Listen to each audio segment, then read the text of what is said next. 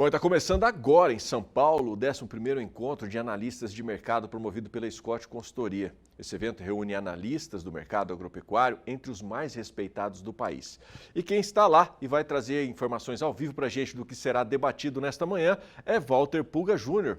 Ótimo dia, Pulga. Prazer recebê-lo aqui no Bom Dia. Mais um grande evento para finalizar esse ano de 2021, né? Pois é, bom dia a todos. Nós temos agora, veja, a retomada dos eventos presenciais.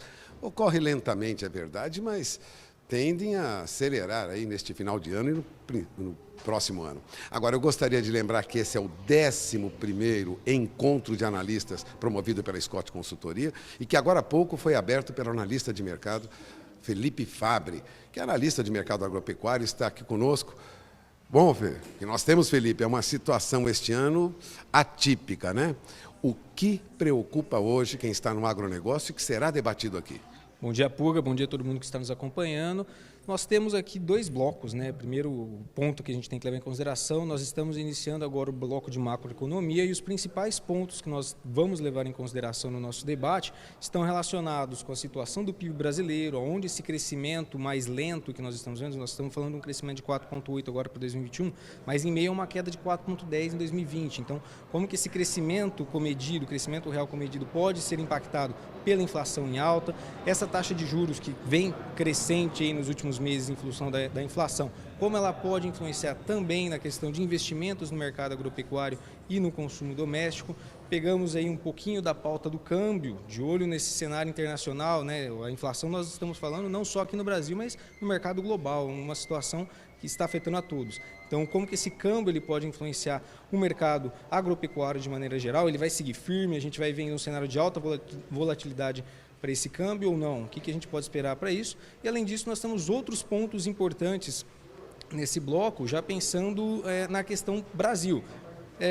A nossa eleição esse ano, ela certamente vai influenciar os ânimos do mercado, isso vai levar a uma volatilidade bem alta com relação à moeda norte-americana. Nós temos essa questão do PIB ainda, como que ele vai se comportar para o próximo ano em meio a essa retomada das atividades econômicas com a vacinação andando bem. A COP26 encerrada recentemente, os impactos dela no agronegócio. Então, são pontos que nós debateremos agora nesse primeiro bloco de macroeconomia e passado ele, nós entramos aí com um bloco do mercado do boi gordo. Aí o pessoal volta um pouquinho para falar mais sobre o que será discutido neste outro bloco. Você falou que nós vamos trabalhar no mercado do boi gordo. Eu gostaria de lembrar que nós temos aí uma inflação em alta, preço da carne para o consumidor alto, custos para o produtor, para o pecuarista também alto. Qual é a perspectiva que você vislumbra como analista do mercado agropecuário para o próximo ano, quando falamos de consumo de carne?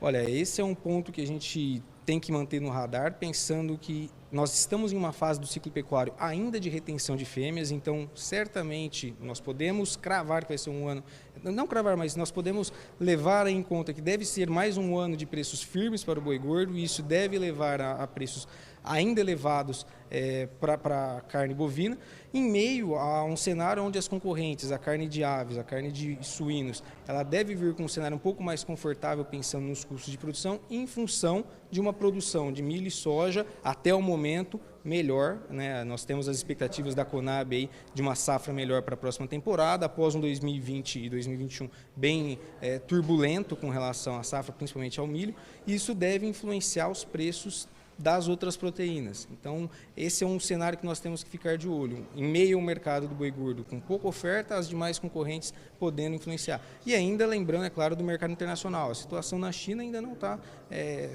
concretizada, a gente ainda não tem o cenário da retomada do plantel do rebanho deles. Em 2021, nós vimos os preços do suíno, como o plantel está retomando gradativamente, mas os preços caíram por conta dessa retomada e o mercado chinês está buscando recompor os estímulos dentro do seu país e os preços voltarem a dar uma firmada. Então, isso pode influenciar no ano que vem o cenário de exportações e dar uma aliviada pensando no mercado interno. Mas ainda há várias variáveis, né? Há muitas variáveis que nós temos que levar em conta e essas variáveis a gente vai tratar daqui a pouquinho aqui no bloco do boi gordo.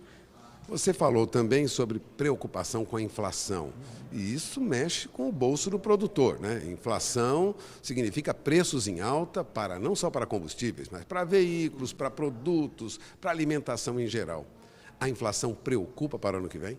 Olha, preocupa, porque nós temos um cenário inflacionário não só aqui no Brasil, mas global. Nós temos uma situação onde todos os mercados estão vivendo um cenário de inflação elevado, até por conta do que nós tivemos nos anos anteriores. Tá? É algo que o mercado já era esperado, digamos assim, pelo mercado, esse crescimento, essa inflação um pouco mais enfriada, mas é claro, aqueles países onde o desenvolvimento ainda não está pleno, diferente de economias maiores como a União Europeia ou os Estados Unidos, ela é sentida mais, né? Nos Estados Unidos, hoje, nós estamos falando da maior inflação dos últimos 20 anos. Isso pegando para uma economia consolidada. Tá? Então, para o mercado brasileiro, ela preocupa porque os impactos eles são muito maiores, principalmente pela grande influência que o câmbio tem na nossa moeda. Então, acho que é um ponto que a gente tem que ter no radar, pensando não só no bolso do consumidor final, mas também do produtor. Por exemplo, nós temos um cenário onde o câmbio ele deve vir firme, com um risco com relação aos fertilizantes bem elevado, preocupando aí os custos de produção para a safra no ano que vem. Isso pode levar a um desestímulo por parte do produtor, uma redução, uma revisão das áreas, levando a uma menor produção, já mudando o patamar, o cenário que eu acabei comentando a respeito da carne suína e de frango. Então, são vários pontos que a gente tem que levar em consideração e eles afetam diretamente não só o consumidor final, mas também o produtor. 2022 será um ano de muita incerteza ainda? Com certeza, até porque nós ainda não temos a pandemia totalmente controlada, ela melhorou significativamente, a gente olha para a pandemia comparado ao que nós vimos no início de 2020, aqueles números obscuros, eles passaram, né, já ficaram para trás no retrovisor do mercado, mas ainda assim nós temos alguns países ainda com a possibilidade de uma quarta onda, a OMS recentemente falando que há o risco de uma quarta onda, então esse cenário incerto, junto com o cenário do mercado brasileiro de eleições, risco de rompimento do teto, tudo isso pode movimentar o mercado, há muitas variáveis aí que a gente vai ter que levar em consideração e vai ser um ano de muita incerteza, apesar da expectativa positiva de crescimento para o nosso país no próximo ano. Bom, você acaba de ouvir aí Felipe Fabbri, né, analista de mercado agropecuário, que abriu há alguns minutos o 11º encontro de analistas da Scott Consultoria. Depois das 11h30, nós teremos um debate específico sobre o mercado do boi e as perspectivas para a carne bovina e também perspectivas para frango e suínos durante o próximo ano. Walter Puga Júnior de São Paulo para o Bom Dia Produtor. Puga, obrigado também a todo o pessoal aí.